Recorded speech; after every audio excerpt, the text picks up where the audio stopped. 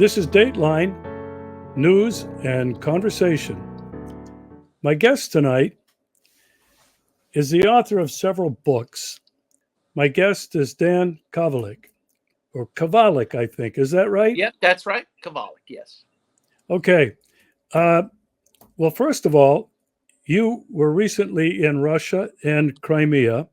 We'll talk about that in a bit. But first of all, I'd like you to share a bit of your background. Growing up, very traditional Catholic background, high school, college, and where that journey took you in terms of eventually really becoming a very radical person. Yes. Well, first of all, thanks so much, Regis, for having me on your show. So I grew up, in a very devout Roman Catholic household. I grew up in a little town called Milford, Ohio, outside of Cincinnati. Went to Catholic school my whole life, grade school, high school, went to Moeller High School, which is a football powerhouse. I played football there, actually. Ken Griffey Jr. happened to be on my football team. Went to college, also went to Catholic College, University of Dayton, which is a Marianist school, so is Moeller. And I was very devout Catholic, altar boy, all that. But I really, from a fairly young age, I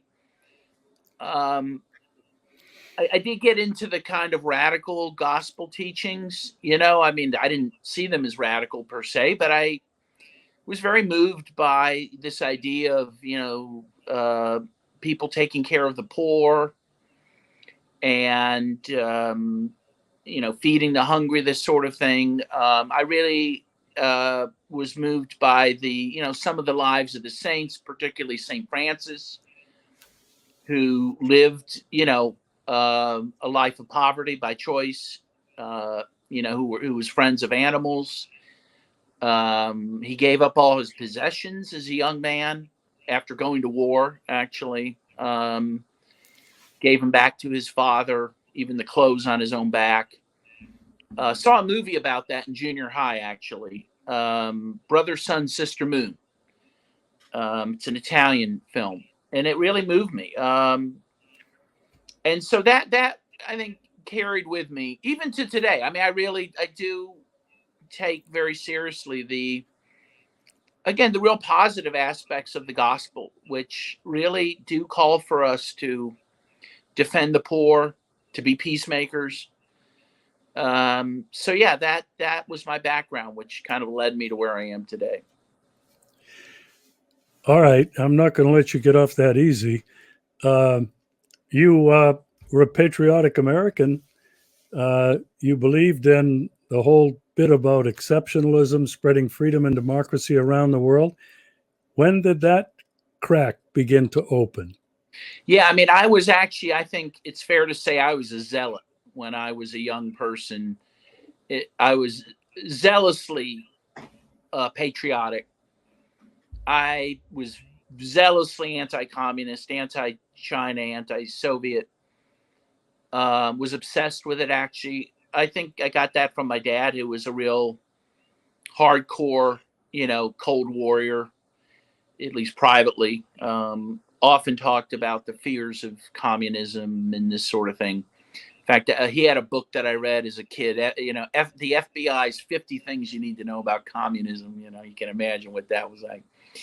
I thought we were the greatest country on earth, that we were spreading democracy and freedom. In fact, that we were the only country in the world really standing between, totalitarianism and freedom.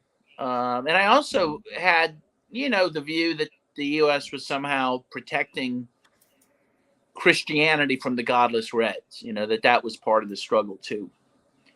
And I guess that started to fall apart, or slowly. But the first kind of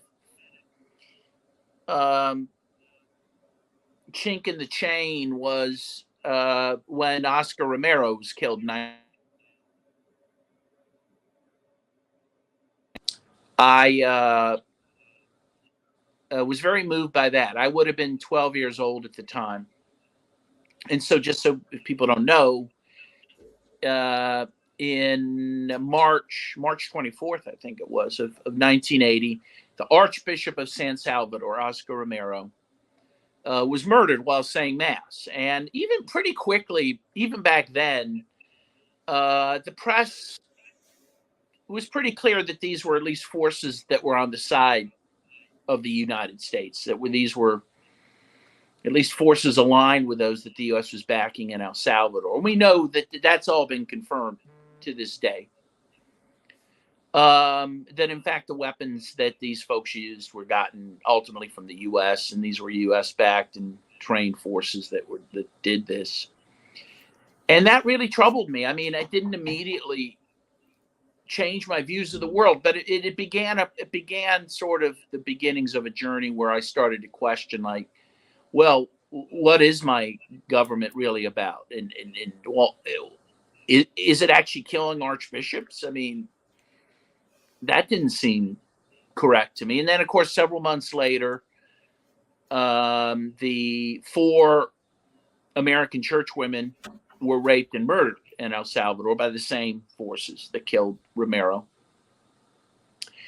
And again, that was very troubling. I mean, that was big news at the time. One of them was from Cleveland, Ohio, where my family is from originally. And that also made a huge impression. So I began to say, well, what's really happening here? Is this an aberration? Or is there something more systematic going on? And it was funny because I wrote this and I still have it to this day, which is pretty funny. I think I got it from my parents who still had it. In 8th grade, I wrote a paper on El Salvador, the war in El Salvador, and I actually went into it, preparing to more or less defend the U.S.'s role there in fighting communism. But it's funny, as a kid, you don't really distinguish between one book and another. And the main book I read was from a library, and it was actually put out by CISPAS. You remember CISPAS, the Committee in Solidarity with the people of El Salvador? And it was a very radical group, very pro-guerrilla group that wrote it. But I didn't know that. One book's the same, it's about El Salvador. And, again, it was shocking to read this book, again, that I really based this paper on. And again, it talked about these horrible atrocities that the U.S.-backed forces were committing. The El Mozote massacre, in which, again, U.S.-backed forces went into this small village and killed everything that moved, mostly women and children, raped them first, killed them in grisly ways. I think like 900 people were killed in this. And this was, one of many of these types of massacres that happened, again, with U.S. support. And again, this, made me really have a deep breath, like, wow, what are we doing here? And then I knew these are largely Catholic countries, too, that we were persecuting. Again, I didn't fully go over it all at that point, but it stuck in my brain like, this is a problem, and I didn't know really how to square it, And then really the big thing came that finally, again, because I am very concerned about the war in Central America. And again, strange for a kid to be concerned about that, but I was, And I was a Reaganite, and Reagan was saying that, the Sandinistas who took power in Nicaragua, they're going to march across the Texas border and attack us. And, I didn't know any different to not believe that. So I thought that was a serious thing. But anyways, I was interested in it. I mean, the point is, I think I thank my dad who, I disagreed with him ultimately on these issues, but at least he got me interested. He was interested in the world. And so I was interested. And I was interested in the war in Central America. Finally, when I was in college, I just decided, look, I cannot really form a solid opinion about any of this unless I see it for myself, because I'm being told by these people one thing, these people the other thing, that were really diametrically opposed to each other. So I was reading The Nation magazine. I was already at least progressive enough at that point to be reading The Nation magazine. And there was an advertisement for a reforestation delegation to Nicaragua. And I actually took a month off of college to go there. I used the money I raised over the summer, working. And I went to Nicaragua for a month to a war zone in Ocotal, Nicaragua, on the Honduran border. And if people know anything about the war, the Contras that the U.S. was supporting were invading Nicaragua from Honduras. And that month that I spent in Nicaragua was the most profound month of my life. What struck me immediately was just like, oh my God, these people are poor people. I mean, these people don't have two nickels to rub together. Kids without shoes, people without plumbing, sewage, fresh water. I was sick for a whole month because we couldn't, even for us, they couldn't get us fresh water. They'd bring us this big tub that purported to have fresh water in it. We were all sick for a month. I mean, really brutal. I lost 20 pounds and I wasn't a real big guy at the time. So first of all, you start to understand pretty quickly, like, how a lot of the world lives in ways that I never could fully conceive of. But what also really struck me is, wow, these are the people we're beating up on. I mean, the most powerful country in the world with the most powerful military is terrorizing these people that are just poor people and that are Catholic. I'd go to mass in Nicaragua every Sunday at the church. And it struck me at one point, like, oh my God, everyone in here is praying to God for peace and it's not coming. And it's my country who's bringing war on them. And like, this is not what I believed in. This is not what I signed up for when I, as an American. And this is not what I thought my country was doing. I thought we were fighting these, godless Reds who were, that we had parity with militarily. But no, it really wasn't that. We were fighting countries like Nicaragua that could not fight back in a serious way. And also what I saw is who was supporting the Nicaraguans, and that was the Soviet Union and the East Germans and the Cubans, and that also made an impression on me, And I was like, wow. So we're fighting these poor people in these other countries that I thought were bad. They're helping these people. And it, that may seem like a simplistic way to view the world, but I mean, it really impacted me, Regis. I mean, I left and I never went back to where I was. I mean, I did not buy the program anymore. And I still don't, I really did realize then that we, in the words of, and now I'm forgetting his name, the Pentagon Papers guy, has a great quote. It'll come to me his name. But anyways, he said that the U.S. isn't on the wrong side. The U.S. is the wrong side. And I really came to that conclusion, So that's pretty much, my early story. Daniel Ellsberg. Daniel Ellsberg, thank you. Thank you for helping me with that. Yeah, yes. I have that problem a lot lately. Well, that wasn't a one and done with you with Nicaragua. Tell me more about your commitment to the struggle that was going on there. And you told me that it still is your go-to country. Yeah, it really is. I mean, so then the next summer I went again. So I went in 1987 after my freshman year of college. And then after my sophomore year of college, I went again. And this time I drove. I went with the Veterans Peace Convoy to Nicaragua, where we drove from the United States to Nicaragua through all of Mexico, Guatemala, Honduras, and, from Honduras into Nicaragua to Managua. And this was also a very, already I'm now, a different person, but now this kind of deepens my commitment. First of all, because of the veterans I was with. I mean, just these amazing people. Most of them were Vietnam veterans.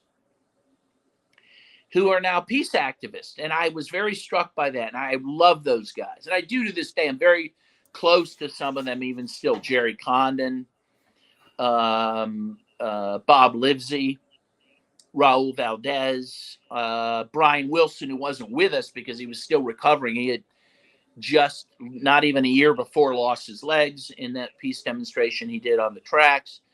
But I did meet him on the way there. He came to an event. So first of all, I was very moved by these people's stories. Also met other people. I learned so much. There were guys who were nuclear veterans from Bikini Beach. These were guys who the U.S. tested out nuclear weapons unknowingly on these people. And they were soldiers. They thought that they were training like in difficult conditions to be able to, put their guns together and do stuff in difficult conditions, and windstorms and whatnot. What they didn't know is they were actually being, that nuclear bombs had been gone off and they were being tested to see what would happen to them.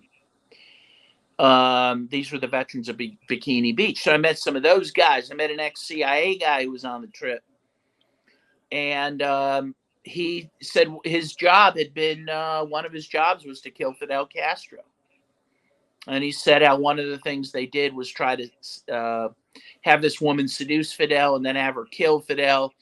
And in fact, she did seduce Fidel, but then fell in love with Fidel and had a child with him. So that plan failed. But anyways, I was just like a sponge. I was learning from all these old timers who had done a lot of stuff, a lot of bad stuff, but who were repentant for that. And I was cool with that. I, as a Catholic, I'm all for people repenting, having conversions. Because I consider myself to have had a real conversion experience in Nicaragua. But the other thing was that in addition to just, the trip alone would have been amazing, but the U.S. Customs stopped us from actually going to Nicaragua at first, held us up for 2 months, saying we were bringing contraband. What they claimed was contraband was not the stuff in our cars, which was powdered milk and different medical supplies and different humanitarian aid for Nicaragua.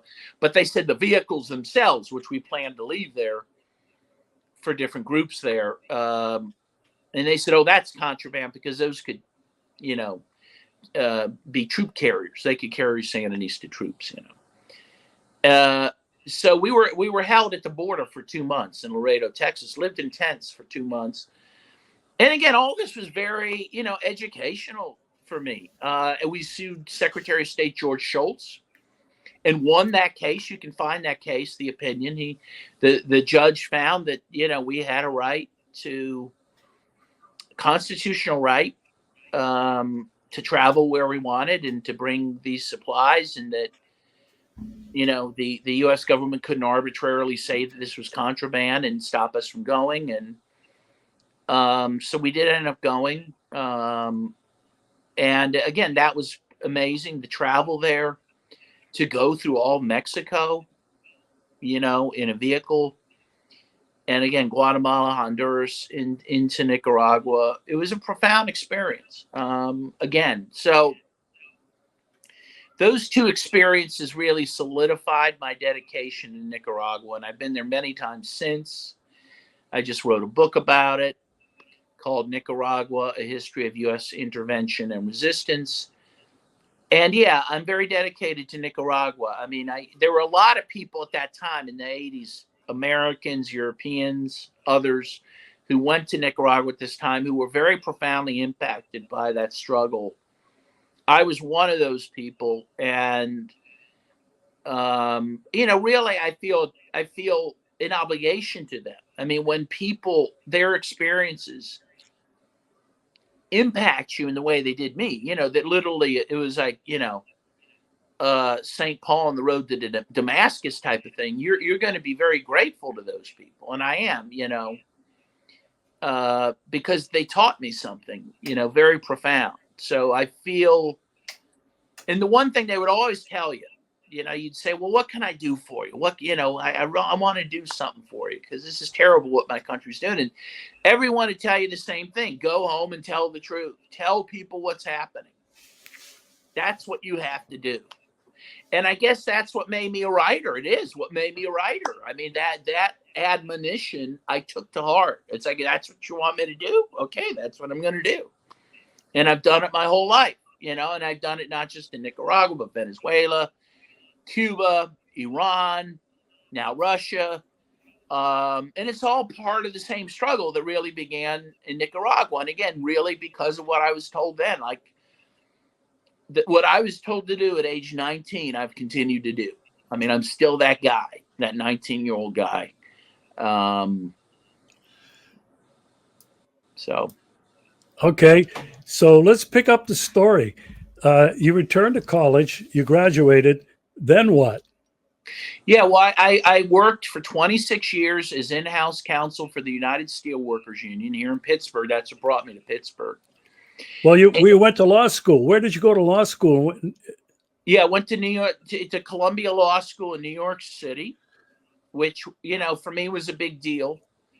I was only the second person in my extended family to even go to law school and the first to go to an Ivy League law school. So that was a big deal for me. And that was a great experience for me. I mean, like everyone else, I mean, law school is kind of it's a slog, but, I was proud to go there and I got to live in New York for a few years, which, is always educational. So and that's something I'm still proud of to this day, that I did that. And, as I said, right out of law school, I got hired by the Steelworkers International Union to work in the legal department here in Pittsburgh.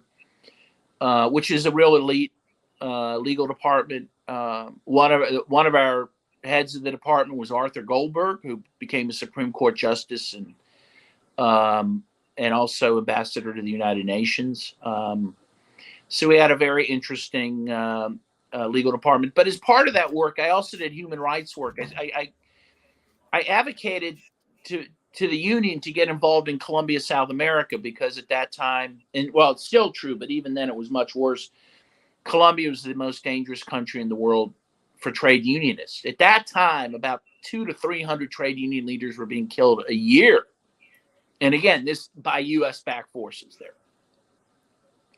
And so I convinced the union to be involved in some human rights cases that we brought against companies like Coca-Cola and Drummond and Occidental Petroleum, we alleged were involved in one way or another in human rights abuses in Colombia, and really spent about 8 years doing those cases and almost, nothing else. I mean, which was a big concession that the union made to me, and I'm very grateful for that. And that was a big deal for me, and it got me into the human rights law. And then I ended up teaching human rights, international human rights, at the University of Pittsburgh School of Law, beginning in 2012. So that was a great experience. And then I retired from there in 2019. And so since that time, I've been really just doing this work full time. And what's the work? It really is traveling around the world, writing about my experiences, advocating against U.S. war, against U.S. imperialism on a full-time basis, which is, a great privilege to be able to do. You told me when you were here that you were relieved of your services as a professor. Tell me That's more true. about that. Where was that? And why? Yeah, well, as I said, in 2012, I was actually asked, an assistant dean at the University of Pittsburgh School of Law called me up and asked if I wanted to teach international human rights, because he had heard a speech I gave at Pitt about Colombia, and he liked it, and they had just lost the guy who was teaching international human rights. And I jumped at the chance. I was still working at the Steelworkers, so I did both jobs at the same time, but I jumped at it because it was exactly the type of work I wanted to do. I was very excited to do it, and I did it up until till this year. So I did it for about 11 years, and I had very good student evaluations. In fact, a dean once went up to me in the hall and said, "Oh my God, I hear your students out in the hall. They love your class." And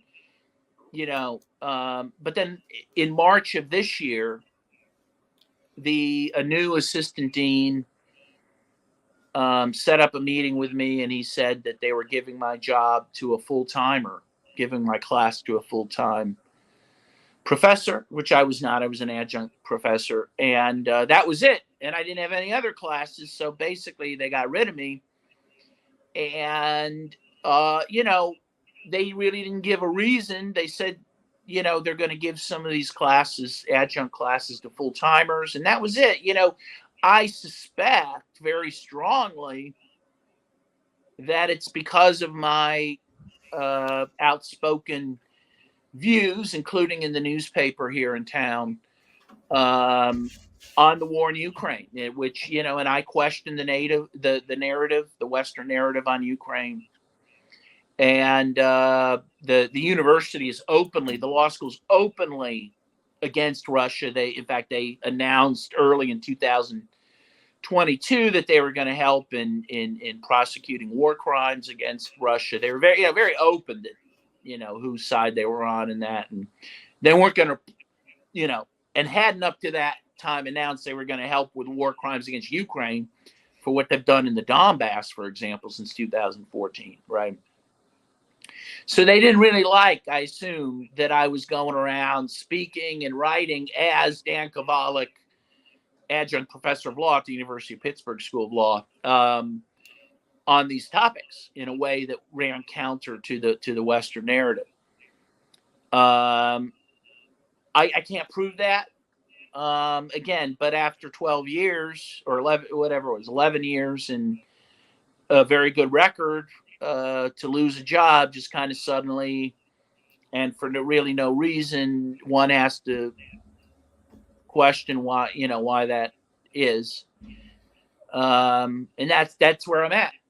That is what it is. So I am challenging it. I just actually filed this morning, an unfair labor practice charge against the university for the discharge. So we'll see what happens. I mean, to me, it's more a principle, that I don't want to, I don't like injustice, no matter who it's done to, including myself. So, I'm fighting it. I don't really expect to win that battle, but sometimes you fight just to fight.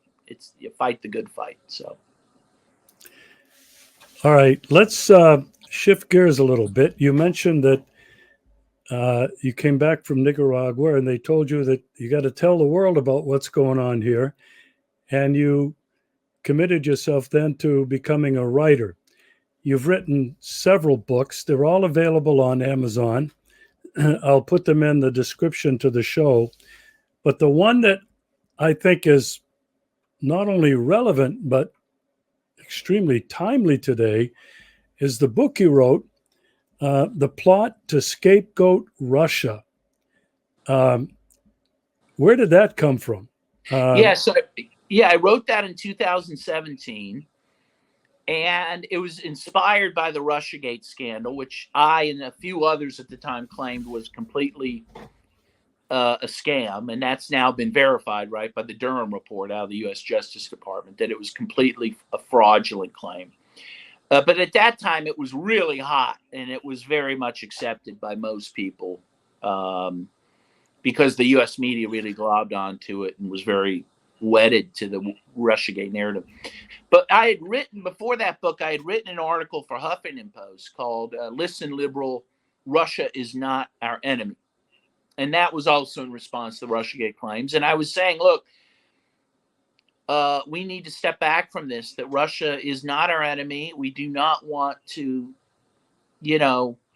accept claims that aren't true, that may lead us to war one day with Russia. And a lot of us feared that. And my publisher, they weren't my publisher at the time, but a publisher, Skyhorse Publishing, called me, the owner of the company and one of their main editors called me and said, hey, we read your article. Do you want to write a book based on your article? You want to turn your article into a book? And again, I was working at the Steelworkers at the time, but I also had always wanted to write a book. So I was like, yes. I mean, I'm not going to pass up this opportunity. I knew it may never come again, right? So I would work during the day and I'd come home at night, and on the weekends I wrote this book in like 60 days, because they also said you got to write it quickly, because we want this out when it's hot. And so that's how that book came to be. All right. Well, tell me what's in the book. The subtitle is How the CIA and the Deep State Have Conspired to Vilify Russia. So what was your theme? What were you trying to do? I know I've read the book, but I want you to explain what you really tried to do with this piece of work. Yeah, what I tried to do is really to go back really to the Russian Revolution in 1917, and argue that, look, Russia has been our convenient enemy since that time, to justify all kinds of wars and interventions that had nothing to do with Russia or the Soviet Union back then, though we claimed it did. Again, I mentioned the Nicaragua case. I mentioned how I believed for a long time that we were fighting Nicaragua really because we claimed the Soviets were supporting them, and we were really fighting the Soviet Union by fighting Nicaragua. And that's what we claimed for everything. The Vietnam War, Korean War, we claimed we were fighting the Chinese, the Red Chinese. But it was always, we were fighting communism or fighting, again, specifically the Soviet Union. But in the end, of course, what I try to argue is that really ended up never really being true. We never fought the Soviet Union directly. It was always, really, we were fighting for Western colonialism, to save Western colonialism, and going to war with these poor third world countries under the pretext of fighting communism in the Soviet Union. And what I argued is that Russiagate is really just a continuation of that after the collapse of the Soviet Union, they still needed enemies, right, to justify spending nearly $1 trillion a year on war. They found that for a while in the war on terror, even though we never really fought the terrorists, we're always fighting countries who were actually opposed to terrorism, like Iraq and Syria and Libya. But still, again, it was a good pretext, especially after 9/11. Brown University just did a study that concluded we killed like 4.5 million people in that war on terror, again, in wars that had nothing to do with fighting Al Qaeda or ISIS. But again, it was a pretext and people bought it. But after that was kind of burning out, they needed an enemy. Again, they needed someone to say, oh, we have this bugaboo we have to fight. And Russia always, has been there for us in that way.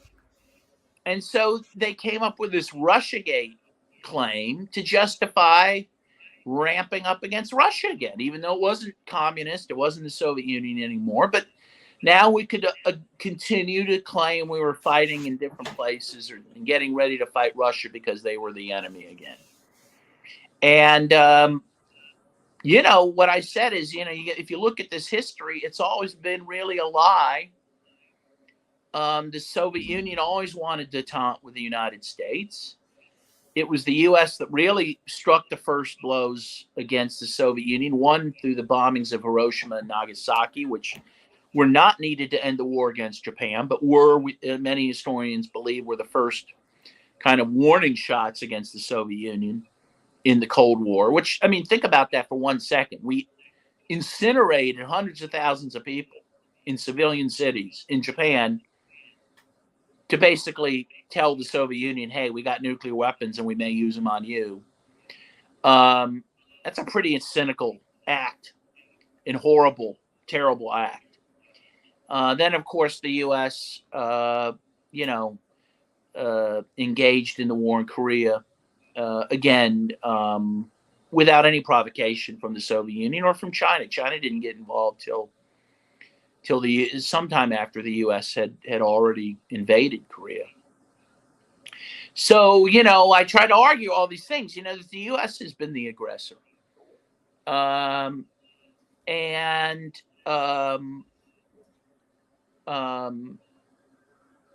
that they're the aggressor now, and that they're making up untruths to justify aggression. Okay. Yeah. Let me ask you a couple of questions. I read the book and, we were on the same page.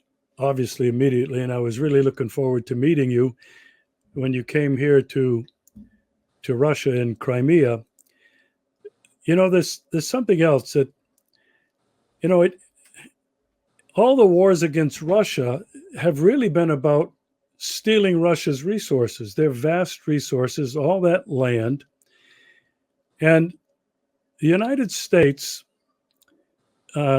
publicly has admitted that it wants to balkanize Russia, Yes, and bring about regime change. That's what this war really is all about. ultimately it is. Yes, yes. Yeah. And, I think people have to really understand that the United States also, and probably the bottom line, has been about the theft of land, resources, and labor from wherever they found it, wherever they needed it. And right now, more than ever, Russia is the most resource rich country in the world. Now, I want to ask you, why did you decide to come to Russia? And was this your first trip? Yeah, this was my second trip. I went in November, and I decided, look, I've always wanted to go to Russia. I've always been intrigued by Russia. But I finally decided to go because of what was happening in the world and what is happening in the world. From my vantage point and a lot of other people's vantage point, what is happening in Ukraine is a proxy war of the West, the collective West against Russia. And that this is a dangerous war. It is continuing to escalate. It could result in a world war, a nuclear war, which was something all of us feared during the first Cold War with the Soviet Union. And there was a very active peace movement in the U.S. opposing escalation with the Soviet Union, opposing nuclear weapons, even stockpiling nuclear weapons, but certainly using them against the Soviet Union. And during that time, during the first Cold War, and again, I was a little young to be doing it myself, but I had older friends who were going to the Soviet Union to do, what they call people's diplomacy, basically going there, one, just to tell the Russians, you're not our enemy. We think that we can be friends. And then again, to go back to the US and tell people, hey, these aren't monsters. They don't have horns. These are people we should be friends with. We should find a way to do that regardless of our governments. And that's really what motivated me to come to Russia. That same motivation that those people had back then. Again, I really learned from those folks back then how to do this work and what work to do. And I'm grateful for that, because that type of work is not being done very much anymore.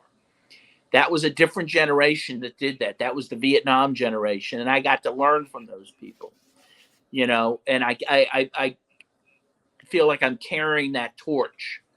And so I wanted to come to Russia, one, to tell people, I don't think Russia's our enemy. I don't think Russia should be isolated. I don't think we should cut off trade with Russia or transportation to and from Russia.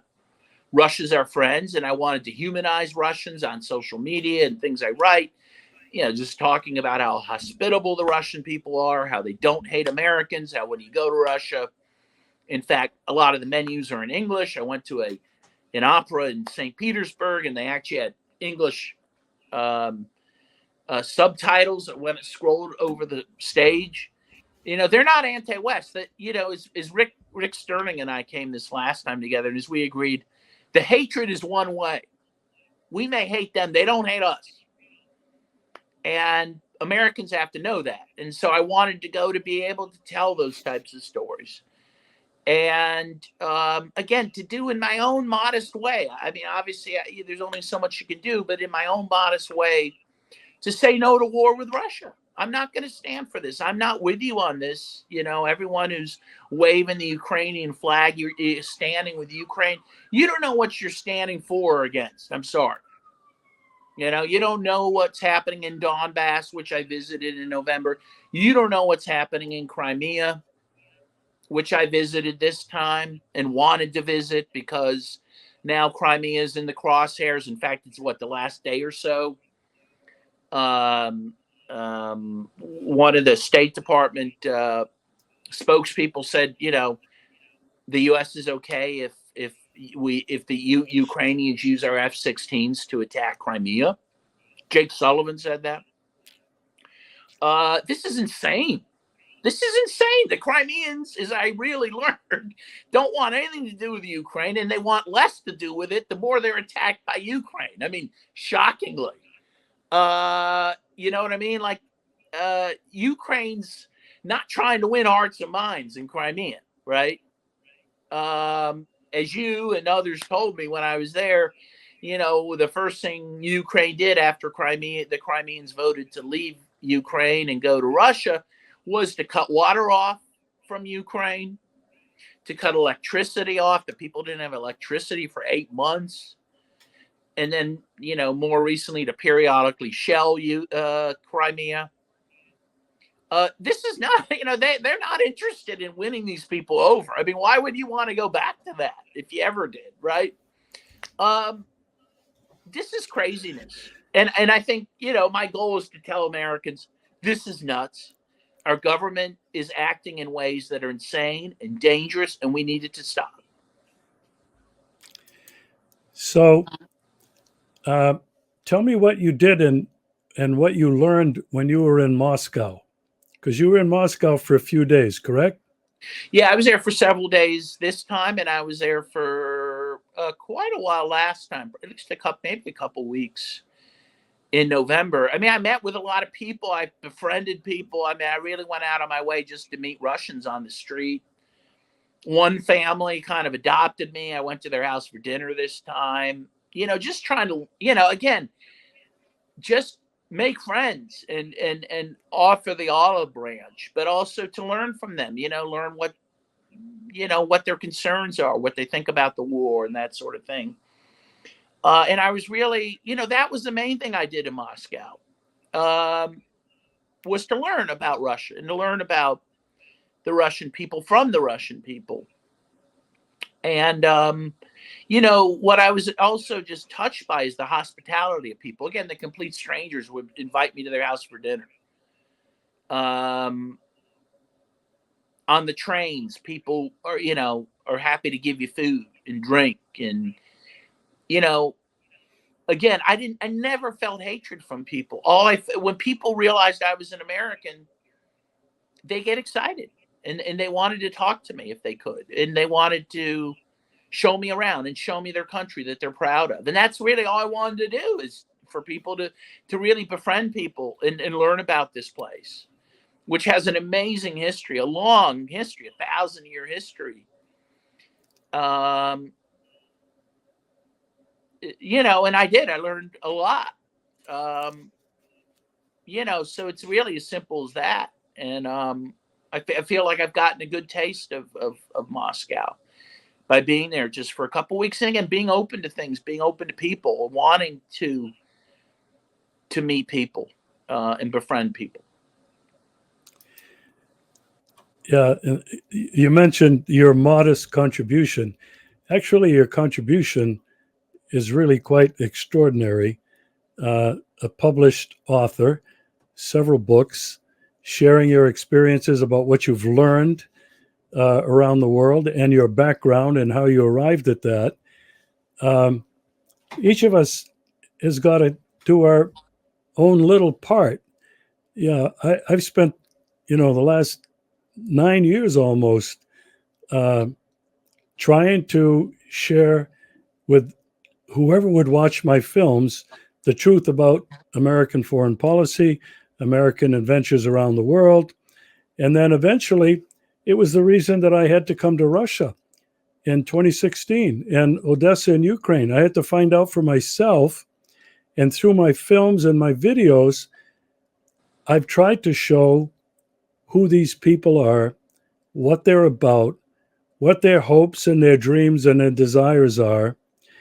And, I feel like I'm the most fortunate person in the world to be living here in Yalta, in the Crimea, again, rich in history, in culture, in literature, the arts. And I had been exposed to all of that. And like you, I made a video and I wrote an article that Russia is not the enemy. And we both experience that.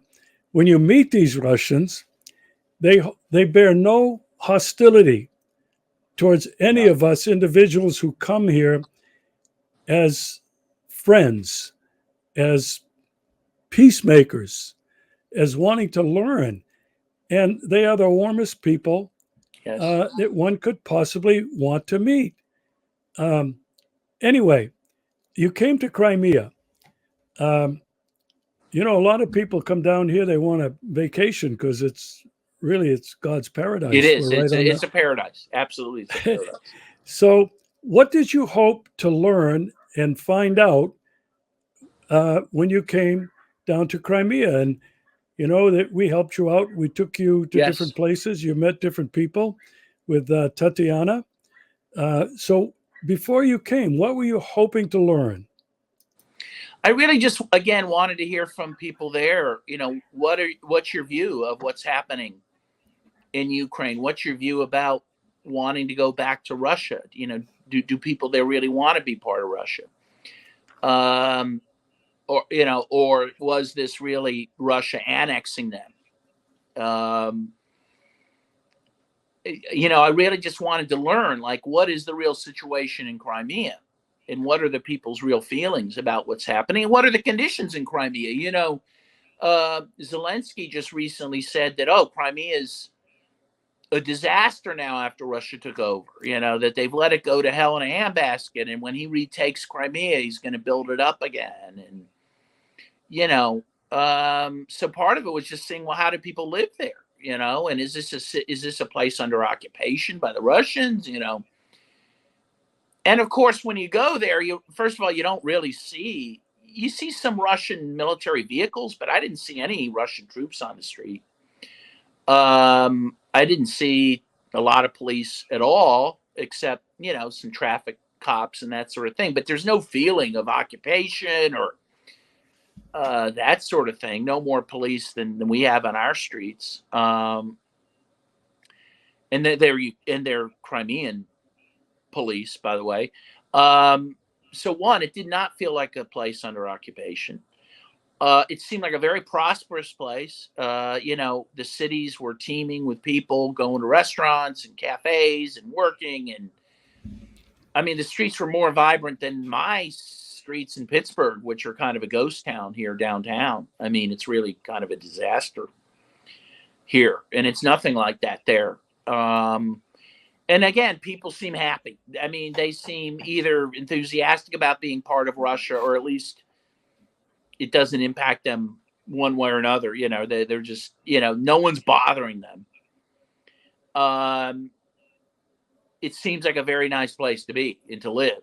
And again, so that's what struck me more than anything, and that people are happy by and large to be part of Russia again. They certainly don't want to be part of Ukraine, which again, cut water off to them. We saw this reservoir that's now full. It had been emptied because Ukraine built a dam across a river that was feeding that reservoir for people in Crimea. Just did it out of spite. Who wants that? Who wants to go back to that? So yeah, it was a very educational thing. I mean, just to see that. I mean, I'd go back in a second. I mean, I never felt unsafe. I had a lot of people said, "Oh, don't go to Crimea. That's not going to be safe for you." If the Russians know you're there, they're going to wonder, what's an American doing there? And you may get into trouble. And I didn't have any trouble. No one stopped me once. No one. And a lot of people knew, certainly the people getting on and off the train, they looked at your passport, and everyone, they knew I was an American. And as soon as I open my mouth, everyone knows I'm an American because I don't speak much Russian. No one cared. Either they didn't care or they were kind of interested and intrigued. And we drove around Crimea freely. We never were stopped at a checkpoint. I don't remember there being a checkpoint there. Again, Rick and I just got on a train to Crimea. We didn't ask for permission. We didn't need a visa. We just got on, bought our tickets online, and we showed our passports, getting on the train, and no one bothered us on the train. And no one bothered us getting off the train. And when we wanted to leave Crimea, we jumped back on a train and we left. There was nothing oppressive about it. It was, total freedom of movement. Talk to whoever we wanted to. There was no indication that there was anyone around who was, watching us or bothering us. So, it's not what people are saying in the United States. The situation is not what people are trying to portray. And the idea that Ukraine is going to, take back Crimea, one, it's absurd, but two, it would be the last thing the Crimeans want. And actually, if they somehow were successful in doing it, it would be a genocide because people would resist it and it would be ugly. And people have to understand that. And that's true with the Donbass, too. I mean, the truth is Ukraine ain't ever getting back the Donbass, ain't ever getting back Crimea. And they gave up any claim to those places when they started attacking their own people in those places. I'm sorry. They're going to have to live with that. And I'm not shy in saying that. And that's because they did those people very dirty. And they don't like those people. They don't like their own people who live there. That's the fact. And again, so we need to tell those truths. We need to tell those truths for those people, but also to stop a bigger war. I mean, that is our duty. We are duty bound to do that, Regis, as you know.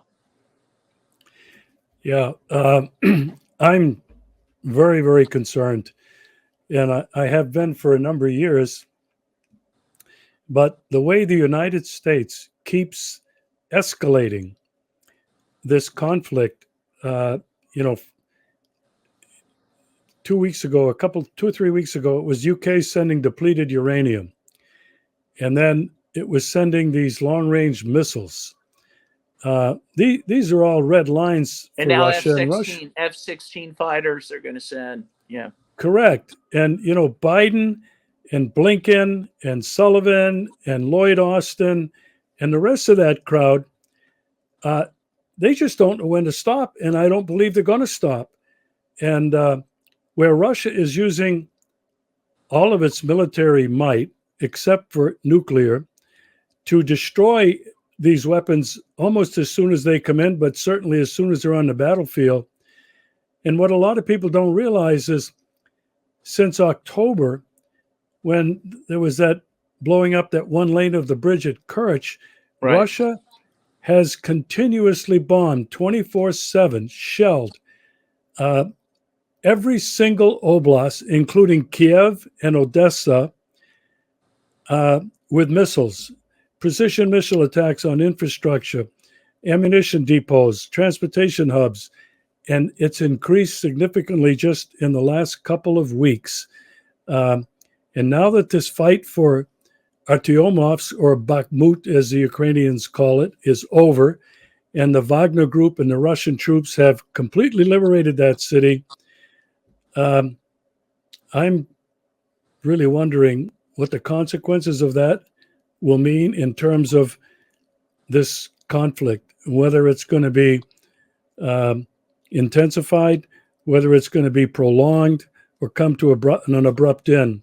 Russia certainly has the ability to do that.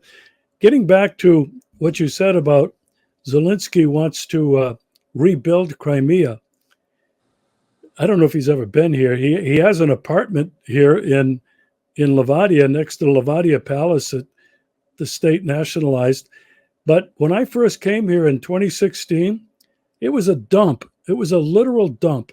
The roads were barely passable, and I'm talking the major roads between Yalta and Sevastopol or Simferopol or anywhere. Holes, potholes in the ground, trash in the neighborhoods. It was really a downtrodden place. And I've been back here now 2018, 2019, and I came to live here in 2020, and I've been here 3 years. I am amazed at the progress that's been amazed. Construction is happening everywhere. Yeah. New hospital, brand new hospital, Russia built in Simferopol. They've improved hospitals here in Yalta and in other places. The quality of living has improved significantly. People are happy with what they have now. And I've interviewed dozens and dozens of people, young people, college professors, college students, journalists, former military people, older people on the streets. Everyone says how happy they are to be back in Russia. Yeah. And you won't meet you might be able to find some, but you won't meet the majority of people who will say that the decision to return to Russia was theirs and theirs alone. It's really been quite an amazing story of what's happened here since 2014. I'd like to finish on one thing. Where can people find your writings, your books? They can find on Amazon, and I'll post them. But where can people find you? Do you have a website?